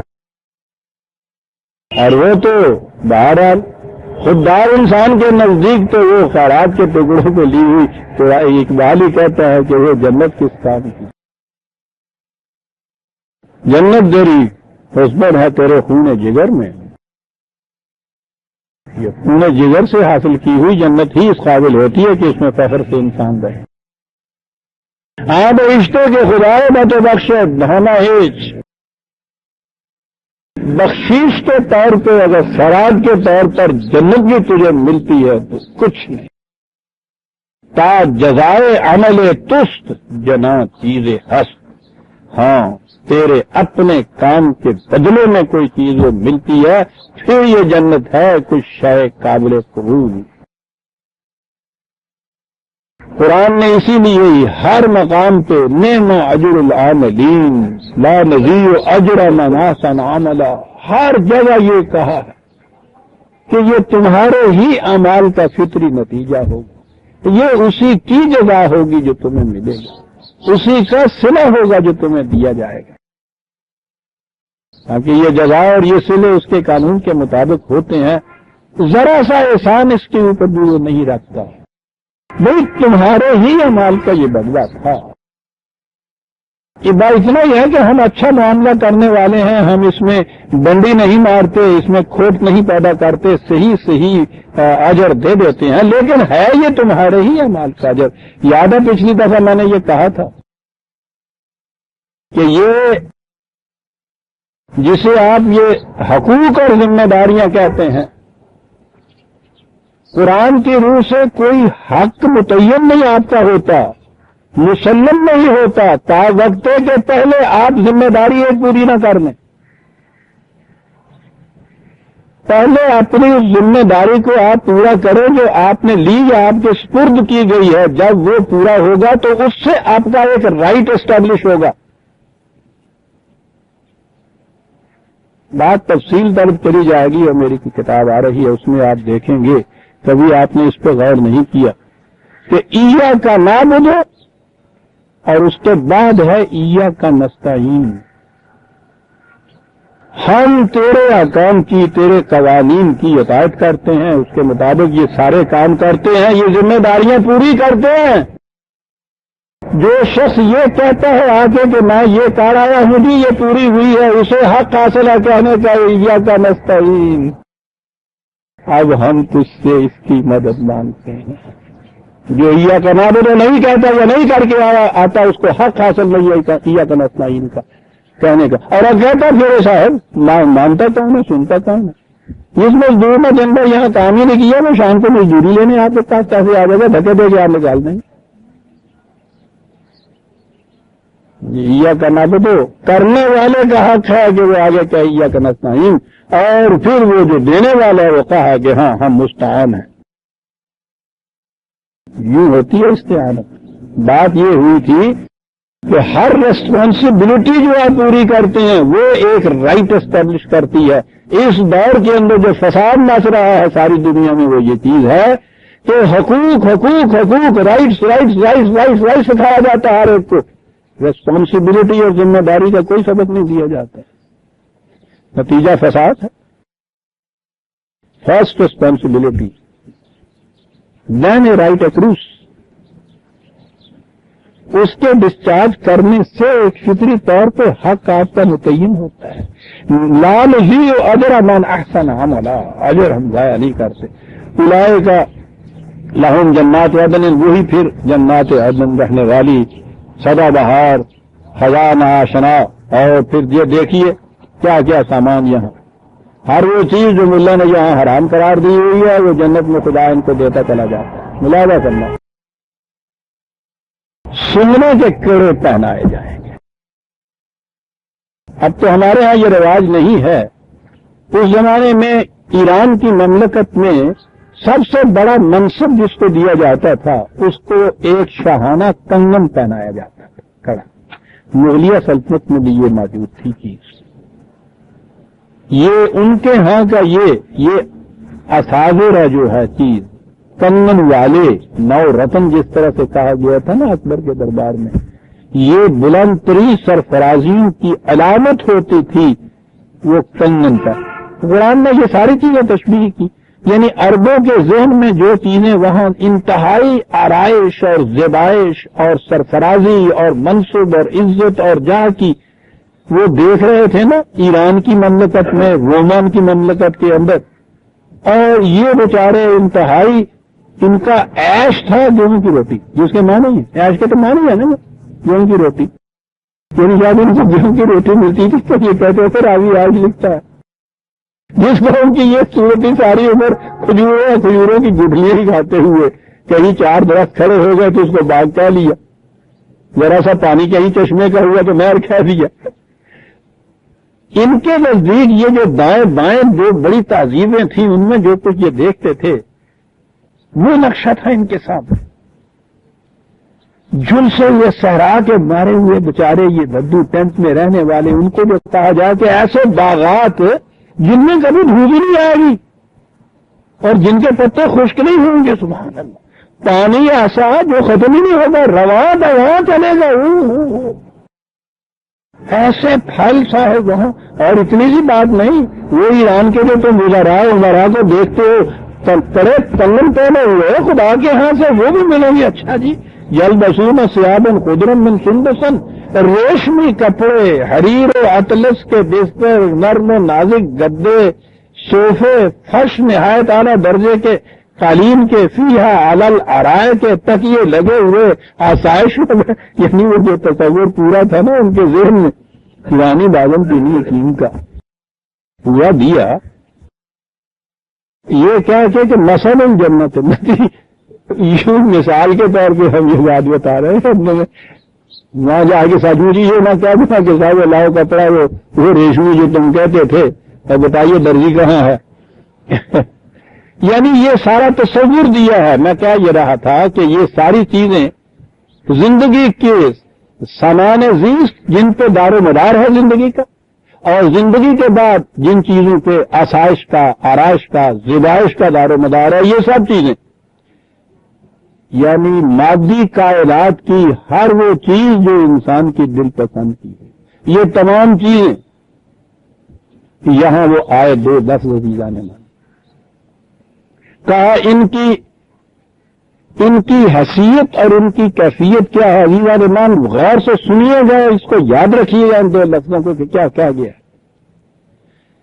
یہ اتفاق کا لفظ جو ہے، رفق جس کو کہتے ہیں، یہ ہوتا ہے ہر وہ چیز، اس کو کہتے ہیں کوہنی کو بنیادی طور پر، اور کہا یہ جاتا ہے ہر وہ چیز جس پہ کونی ٹیک کے آپ اونچے اٹھیں، یعنی یہ سارا سامان جو ہے یہ مقصود بھی ذات نہیں ہے، تمہاری ذات میں اتفاق پیدا کرنے کا سہارا ہے جس کے بلندی کی تم اٹھ سکتے ہو۔ اللہ اکبر، ایک لفظ کے اندر عزیزان اللہ قرآن ہے، یہ رب خدا کا کلام ہے۔ یہ سب میں نے جس دن مرتفع کا دیکھا، یا اللہ کیا باتیں کر جاتا ہے، سب کچھ دے رہا ہے، کہہ رہا ہے مقصود بھی ذات نہ سمجھنے نام۔ یہ تو وہ کرسی کا بازو ہے جس پہ ٹیک دے کر تم کھڑے ہو سکتے، اوپر اٹھنے کا سہارا ہے یہ سب چیزیں۔ مادیت کے اندر تو ڈوب کے انسان اوپر اٹھا ہوا بھی نیچے چلا جاتا ہے۔ مقصود بھی ذات نہیں ہے، یہ ضروری چیزیں ہیں، یاد رکھیے۔ ذات کو ابھارنے کے لیے یہ فقر فاقہ اور 40 دن ایک جگہ کے اوپر گزارنا حدیث بے خبرہ ہے، قرآن نہیں ہے۔ قرآن یہ سب کچھ دیتا ہے۔ عزیزان من دیکھیے جو اسی آیت میں جو کچھ گنایا گیا ہے، اس سے آگے تصور کیا اور ہو سکتا ہے انسان؟ یہ تو 1400 سال پہلے کی بات ہے، آج بھی آپ دیکھیے تو یہی چیزیں گنائی جائیں گی۔ مہذب ترین سوسائٹی میں سب سے بڑی اونچی جو ویلفیئر سوسائٹی آپ کے ہاں کی ہوگی، جہاں سب کچھ نصیب ہوگا، یہی کچھ ہوگا نا۔ یہ سب کچھ وہ کہتا ہے ہوگا، یہ دیا جائے گا انہیں، لیکن انہیں یہ معلوم ہوگا مقصود بھی ذات نہیں ہے، انسانی ذات کے اوپر ابھارنے اٹھانے کے لیے ٹیک لگا کے اٹھنے کا سہارا ہے یہ ہے نا قرآن۔ اور اب آئیے یہی چیز، تو یہی سارا سامان جو ہے، یہی سارا سامان تباہی کا موجب بن جاتا ہے۔ کیا لفظ ہے جی؟ کرسی پہ آپ بیٹھے ہوئے ہوں اور اس کی یہ بازو جو ہے اس کے اوپر آپ نے ٹیک لگا کے ہو اٹھنا اور کرسی کا توازن نیچے سے بگڑ جائے، یہی سہارا آپ کی گرنے کا موت کا باعث بن سکتا ہے۔ سات کے معنی ہوتے ہیں جس کا توازن بگڑا ہوا ہو، سات مرتفقہ جہنم۔ یہی ارتفاقات کی چیز ہے کہ جو سہارا بننے تھی تمہارے اونچے اٹھنے کا، اگر نیچے سے توازن ان کا بگڑ گیا تو یہی چیز تمہارے گرنے کا موجب بن جائے گی، چوٹ لگے گی، موت کا موجب بن، ہلاکت کا موجب بنے گی۔ اور حسنت مرتفقہ، اگر ان کا توازن تم نے برقرار رکھا تو یہی ٹیک تمہیں اوپر اٹھا دے۔ میں سمجھتا ہوں کچھ اور کہنے کی ضرورت ہی نہیں۔ خیر و شر کے مسئلے حل کر کے اس مادی کائنات میں انسان کی پوزیشن کو حل کر کے مادے کی ان تمام چیزوں کو زبائشوں ارائشوں جو سامان زیست اور وجہ لطافت بنتی ہیں تمہارے لیے، ان تمام چیزوں کا مقصود بیان کر دیا ایک ہی لفظ کے اندر کہ یہ دو چیز وہی ہے، ارتفاقات وہی ہیں، یہ وہی سہارے ہیں، یہ ان میں کچھ فرق نہیں، فرق سات اور حکمت کا ہے۔ اگر توازن صحیح ہے ان کا تو پھر یہی سہارے اوپر اٹھنے کا موڈ، توازن بگڑ گیا ہے نیچے سے، یہی سہارا تمہاری موت کا باعث۔ اس کا نام جہنم ہے، مادی ساری عارضیست و سامان کی چیزیں جن میں توازن بگڑ گیا ہوا ہو، نتیجہ جہنم۔ یہ تمام چیزیں جن کا توازن برقرار ہوا ہو وہ جنت کی طرف لے جانے والی چیز ہے۔ ساعت مرتفقہ، حسنت مرتفقہ، مرتفقہ دونوں ہی سہارے۔ غور کیجئے گا اس پہ، بار بار غور کیجئے گا اس کے کہ قرآن بات کس طرح سے کہہ جاتا، کیا چیز کہہ گیا ہے صاحب۔ یہ ترک دنیا، ترک لذائذ، ترک مادہ، یہ تمام زینت کی چیزوں سے نفرت، اور یہ سارا کچھ جتنا بھی تھا یہ سارا آپ کے یہاں کا تصوف عیسائیت اور بدھ مت کا پیدا کرتا ہوا آپ کے یہاں آیا، اور سارا اس سازش کے محتاط دیا گیا کہ جن کے دلوں میں ابھی اللہ کا خیال کچھ باقی ہے ان کو لگا دو اس طرف، مست رکھو ذکر صبح گائی میں، قابل نفرت قابل نفرت قابل نفرت، ہاں یہ ہم ہمارے لیے چھوڑو۔ پوچھو یہ ان سے کہ جنہوں نے ان کا مقصد سمجھا تھا۔ عزیزہ نمان، آپ نے دیکھا ہوگا شاہکار رسالت میں جب مدائن فتح کیا ہے سعد بن وقاص اور ان کی جماعت والوں نے، ایران کا دارالسلطنت 1000 سال کی تہذیب کے ماحصل کے نوادرات اس کے اندر جمع تھے، اس قدر بیش قیمت یہ ساری چیزیں جو یہاں گنائی گئی ہیں نا یہ ساری وہاں موجود تھی۔ یہ جب جا کے انہوں نے فتح کیا ہے تو پوچھو، سوچو تو صحیح، یہی عرب جو یہاں سے اٹھ کے گئے اور وہاں جو چلے جائیں اور ان کو یہ ہوگا یہ سب ہمارا ہے، وہ سب ہمارے والی بات اگر یہ ہوتی جو تقسیم کے بعد ہم آئے ہیں یہاں، اور یہاں جتنی ہندوؤں کی دکانیں تھیں وہ سب ہمارا ہے، اور سڑ جائے لوٹ، بگڑ گیا نا توازن، بنا نا جہنم۔ یہ تو کچھ تھا ہی نہیں یہاں جو میں نے گزارش کیا ہے۔ آپ سوچئے اس کی تفصیل، یہ ایران کی تاریخ نویس جو ہے نا ان سے پوچھئے کہ یہ اس کی تفصیلیں کتنی ہیں، اور نہیں تو براؤن سے پوچھ لیجیے، حالانکہ وہ لٹری بھی ہسٹری ہے اس کی، کہ کیا کیا کچھ ان کے ہاں، اور انہوں نے جا کے پھر اپنی آنکھوں سے دیکھا، اس کی تفصیل لکھ کے بھیجی، اور اس تفصیل کے اندر کیا بات تھی ان لوگوں کی۔ یہ ساری چیزیں ان الفاظ میں لکھی جن الفاظ میں قرآن میں آیا ہوا ہے کہ اساورہ کے بھی ڈھیر ہیں، اور سیادن خجرن اور سندسن کا پوچھو نہیں انبار ہے، یعنی یہ سارا کچھ کیا بات تھی ان لوگوں کی۔ اور اس کے بعد یہ لکھا کہ خدا نے جو پوچھا کہ کیا ہم نے جو وعدے کیے تھے سچ کر دکھائے ہیں یا نہیں، تو انہوں نے لکھا کہ امیر المومنین آپ نے انہیں نہیں دیکھا، ہم زبان حال سے ان سے کہیں گے کہ ہاں تیرا ایک ایک وعدہ سچا ہو کے ہمارے سامنے آ گیا. اور اس کے بعد یہ سامان جو تھا یہ جب بھیجا ہے تو آپ سوچئے کہ وہاں کس قدر خوشی اور جشن ہوئی ہوگی. وہاں جو آیا ہے سفیر وہ بھی ایک چٹھی لایا تھا. اس میں یہ لکھا تھا کہ امیر المومنین آپ اور یہ رفقا بہت خوش ہوں گے ان چیزوں کو دیکھ کے، واقعی مقام مسرت ہے. لیکن اس سے زیادہ ایک اور مقام مسرت ہے جو میں کہنا چاہتا ہوں، اور وہ یہ ہے کہ یہ سپاہی تھے ہمارے، بھوکے ننگے، کپڑا تک ان کے پاس نہیں، سواریاں تک ان کے پاس نہیں تھی. یہ آئے اور اس سارے ملک کے مختلف شہروں کے اندر یہ فاتح کی حیثیت سے پھیل گئے. یہ بھوکے یہ ننگے یہ سارے سپاہی پھیل گئے. یہ سارا سامان جتنا ہے اس کی کوئی فہرست ہمارے پاس نہیں تھی، ہو ہی نہیں سکتی. یہ ان کے قبضے میں تھا، پتہ نہیں کوئی کہاں تھا کوئی کہاں تھا، کوئی دیکھنے والا بھی نہیں تھا. امیر المومنین خوش ہونے کی بات یہ ہے کہ ان میں سے کسی ایک نے ایک سو بھی اپنے لیے نہیں لی. اس میں خوش ہونے کی بات یہ ہے کہ حسنت مرتفقہ ہے. عمر کی آنکھوں سے مسرت کے آنسو بہ گئے. حضرت علی نے کہا کہ عمر معلوم ہے کہ ان سپاہیوں میں سے کسی نے ایک سو بھی کیوں نہیں اس طرح سے چوری کر کے اٹھائی. فرمائیے.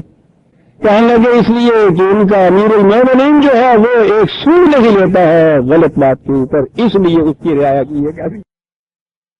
سارا اسلام نچوڑ کے آ گیا، نم دو فکروں کے نچڑ کے آ گیا سارا اسلام.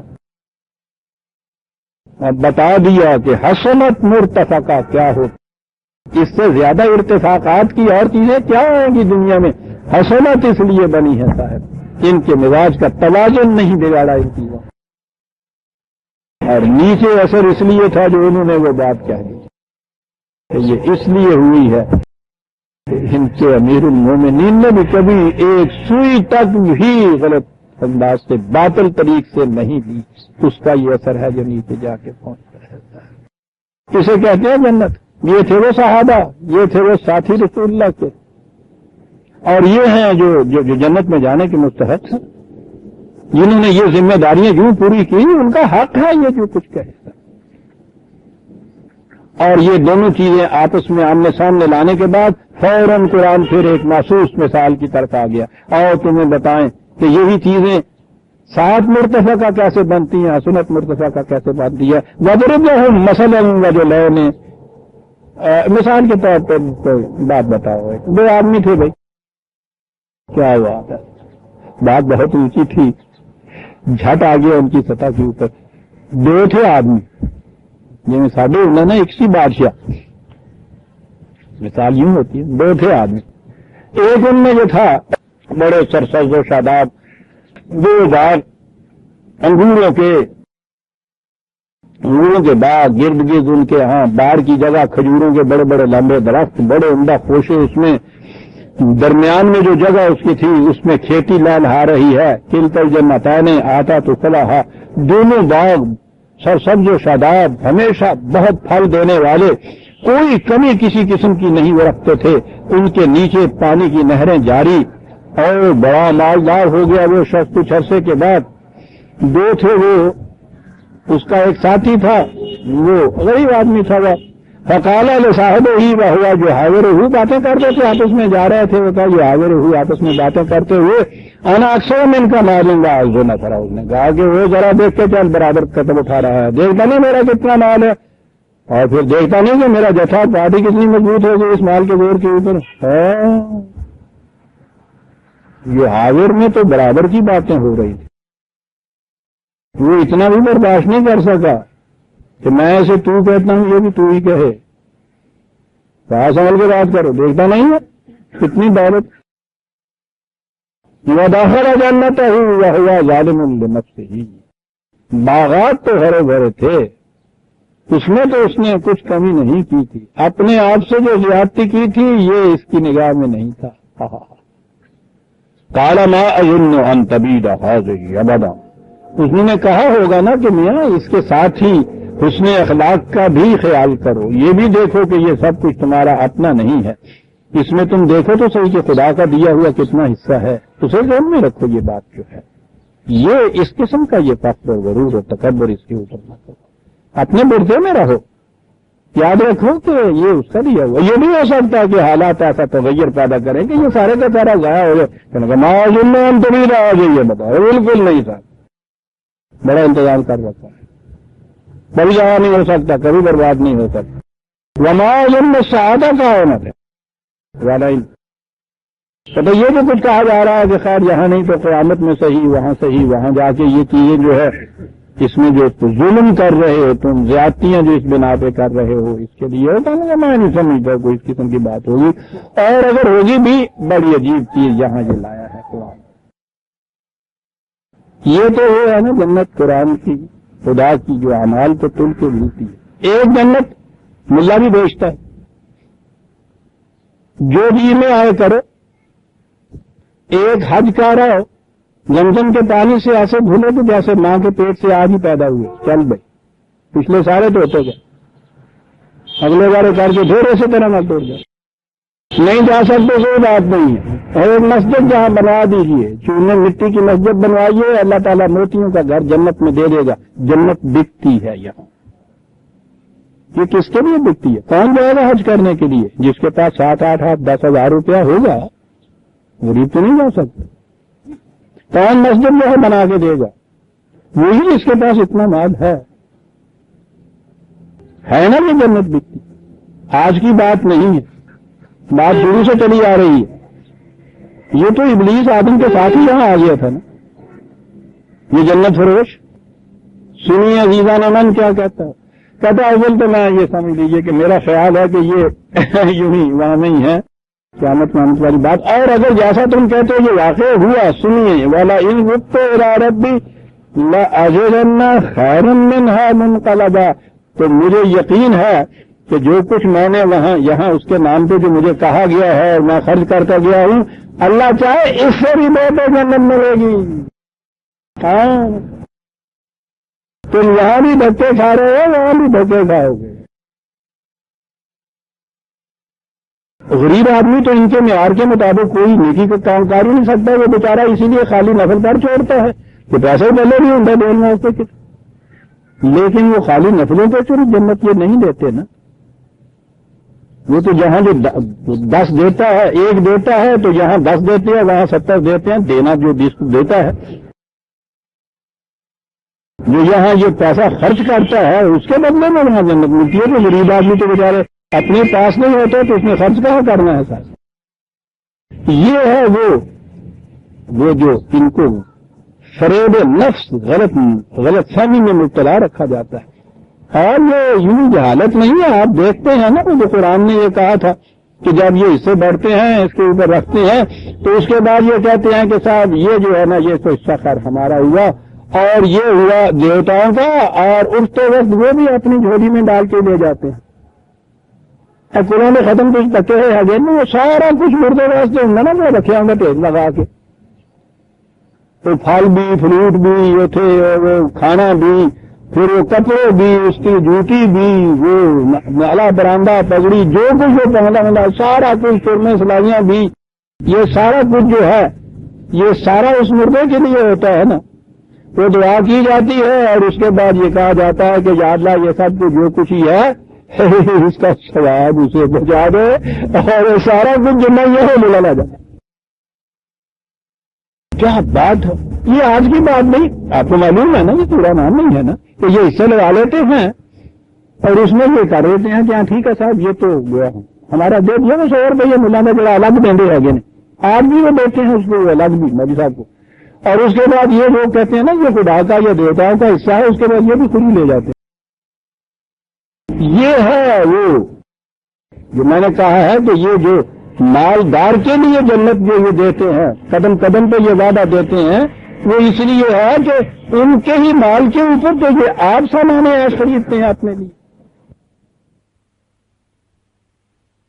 بھی ٹکٹ دی جاتی ہے، وہ کہتے ہیں کہ اور واقعی یہ جتنا کچھ کرنے والے ہیں، پہلی بات تو یہ ہے کہ ان کو ایمان ہوتا ہی نہیں ہے کہ یہ چیز ہمارے اعمال میں سامنے آنی ہے اور اس کا حساب دینا ہے، یہ ہوتا ہی نہیں۔ یہ پہلی چیز تو یہ ہے، یہ جو کہا نا کہ وہ کہا کہ معلوم مانتا کچھ ایسا ہے، یہ عملاً ان کی کیفیت یہ ہوتی ہے کہ یہ نہیں مانتے اور کہنے کے لیے اسے کہتے ہیں کہ اچھا بابا اگر ایسی بات تم کہتے ہی ہو یقیناً ایسا ہوگا ہی، تو وہاں بھی پھر دیکھو گے تم تو اس سے بھی بہتر ملے گا، مولا نے چاہا ہم نے اتنا کچھ کر لیا ہوا ہے، تو وہاں کا حساب تو اس طرح سے برابر کر دیتے ہیں۔ پھر آپ کہیں گے کہ وہ وہی مثال میں لے آیا، اس نے بکری چرا کے کھا لی تھی، تو انہوں نے آن کے یہ کہا کہ یہ بڑی بری بات ہے، بکری جو ہے وہ دے دو تو اللہ نہیں مانے نہیں، ان کی بکری کو کھائی نہیں۔ کہنے لگا یہ تو معلوم ہے اگر کہ یہاں گواہ نہیں مل سکتے، تھانے میں نہیں جا سکتے، شاید عدالت نہیں بخشے، قیامت کے دن کیا کرو گے؟ وہاں میں کہہ دوں گا کہ تھا میں نے کہیں بکری چرائی، کہنے لگے وہاں بکری موجود ہوگی اور وہ خود شہادت دے گی کہ مجھے اس نے چرایا تھا۔ کہنے لگے بڑا آسان ہے، کہنے لگے کیا؟ کہنے لگا بکری کا کان پھاڑ کے کہنے لگا آدمی اپنی بکری لے لے چل رہا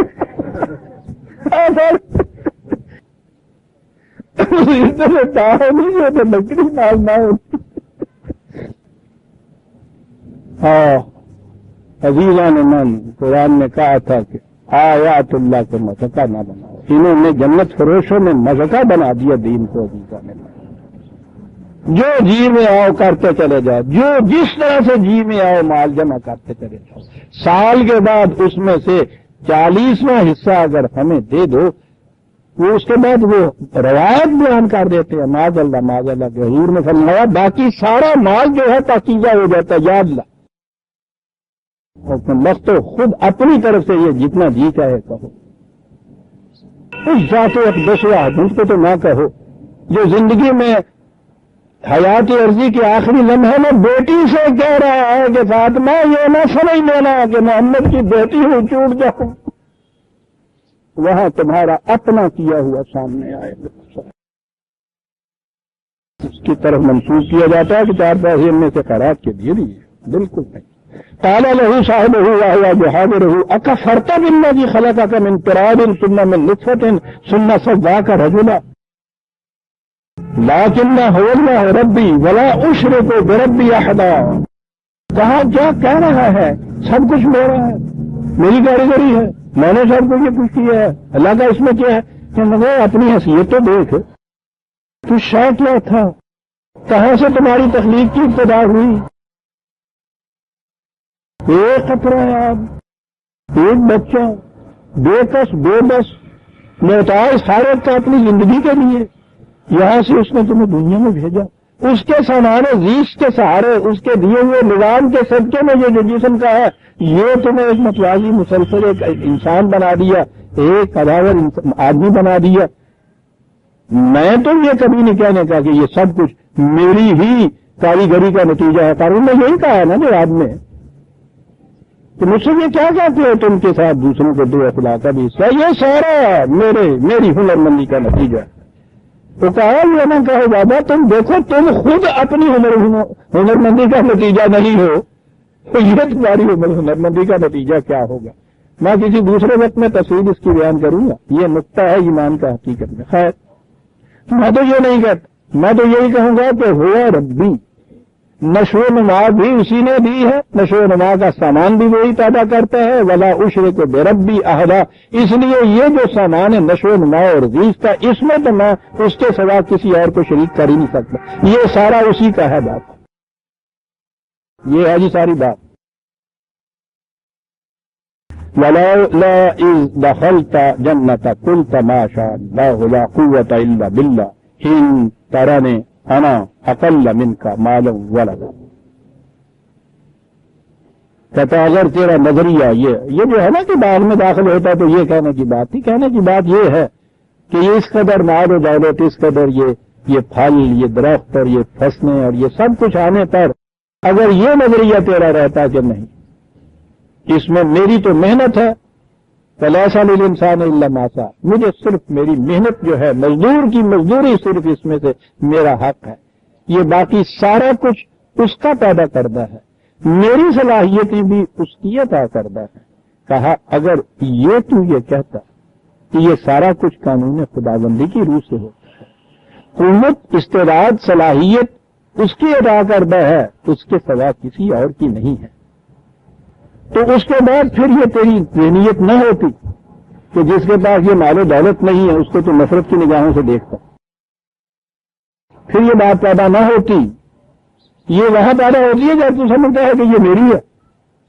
تو آثار ربی یعنی خیر من جنت کا ویدخل علیہا حسبانا من السماء وتصبح صعیدا زلقا او یصبح ماؤها غورا فلن تستطیع له طلبا۔ تو اگر اس صورت میں ذرا ذہن میں رکھو تو جتنا یہ تم بتا رہے ہو، یہ پاک، یہ اس کے ہاں کے اگے ہوئے درخت، یہ سب کچھ، سارا دار و مدار پہلی چیز پانی پہ ہے، تمہارا پیدا کرتا ہے یہ پانی۔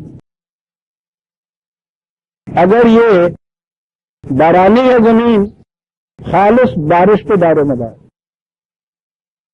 اگر یہ نہری یا چاہی ہے، قرآن نے دوسری جگہ بھی یہ کہا ہے کہ یہ اس کا قانون ہے کہ پانی جو ہے یہ اوپر کو تم کھینچتے تو آ جاتا ہے، پھر یہ نشیب کی طرف بہتا ہے۔ کہا پانی بھی ہوتا ہے، اور اگر قانون یہ ہوتا کہ کنویں میں وہ نیچے کی طرف جاتا، اوپر نہ آتا، تو کہاں سے لے لیتے تم؟ مگر اتنی ہی تبدیلی اس کے قانون کی تمہارا سارا باغ ستیہ ناش ہو جاتا۔ یہ چشمے سے پانی ابلتا ہے نا، نیچے چلا جاتا چشمے میں، کیا کر لیتے تم؟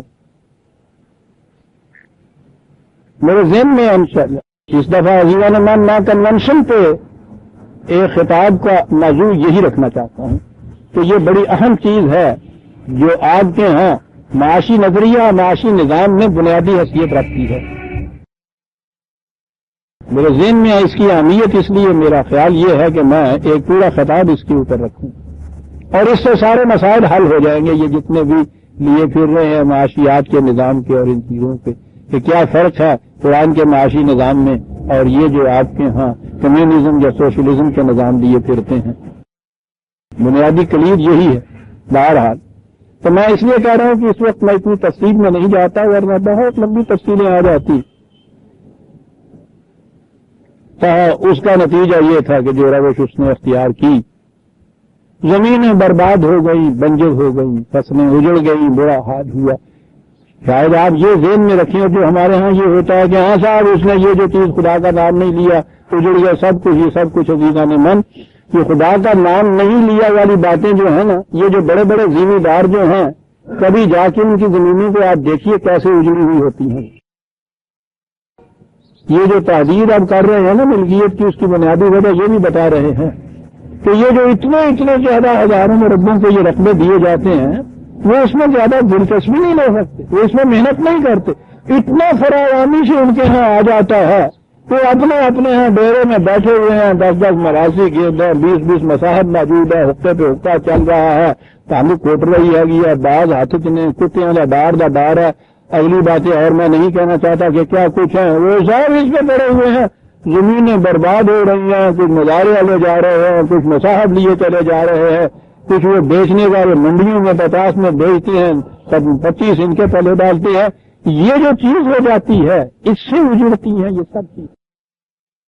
کہا اس کا نتیجہ یہ تھا وہ جو زان باطل آ گیا، مال، دولت، پارٹی، یہ سارا کچھ، محنت ختم، توجہات ختم، نظم و نسق ختم، نتیجہ یہ فصلیں اجڑ گئی، باغات برباد ہو گئے۔ وَيَقُولُ يَا لَيْتَنِي لَمْ أُشْرِكْ بِرَبِّي أَحَدًا۔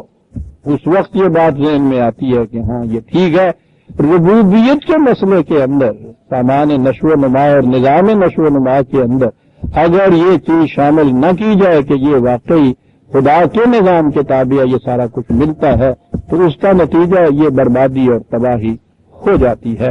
وَلَمْ تَكُنْ لَهُ فِئَةٌ يَنْصُرُونَهُ مِنْ دُونِ اللَّهِ وَمَا كَانَ مُنْتَصِرًا۔ کہنے لگے پوچھو ان بڑے بڑے جگیرداروں سے، ان وڈیروں سے، وہ جتھا پورے کا پورا جو ڈیرے میں آ کے صبح و شام رہتا تھا، وہ پورے کی پوری پارٹی جو پیچھے پیچھے آپ کے جلوس نکالنے کی شکل میں آیا کرتی تھی، آج کہاں ہے وہ؟ ختم ہو جاتا ہے یہ سارا سلسلہ۔ اس نے کہا یہ یاد رکھو ذہن میں نظام و قوانین خداوندی کو کبھی نظر انداز نہ کرے. اور وہاں آ کے کہا کہ دیکھو ان کو سمجھا دو ہنالک الولایۃ للہ الحق، پروٹیکشن، حفاظت، مدافع، یہ اگر چاہتے ہو حق پر مبنی، وہ خدا کے قوانین سے ہی حاصل ہو سکتی ہے. یہ ہے تت دن کرنے ہوا خیر ثوابا و خیر عقبا. معاوضہ اجر اور صلہ دینے میں بھی بہترین وہی ہے جو اس کے قانون کے مطابق ملتا ہے. انجام اور مآل بھی اسی محنت کا صحیح نکلتا ہے جو اس کے قوانین کے مطابق صرف کی جاتی ہے. یہ بات ہے جس کے لیے پہلے وہ سات مرتفق اور حسنت مرتفق، اس کے بعد مثال کے طور پر یہ دو آدمی جن کی یہ کیفیت تھی تو یہ بیان کیا، اور اس کے بعد پھر آگے اس نے بیان کرنا ہے اس نے یہ مسئلہ کے خانقاہیت جس کے لیے یہ سورہ کاف کی ابتدا اس نے قصہ غار کاف میں رہنے والوں کی تھی، اور دنیاوی ذبائش اور آرائش کا صحیح مقام کیا ہے. لیکن وقت ہو گیا، اسے ہم آئندہ درس میں دیں گے. آج ہم سورہ الکہف کی آیت 44 تک آ گئے. ریزان من 45 سے ہم آئندہ دیں گے. ربنا تقبل منا انک انت السمیع العلیم. شکریہ.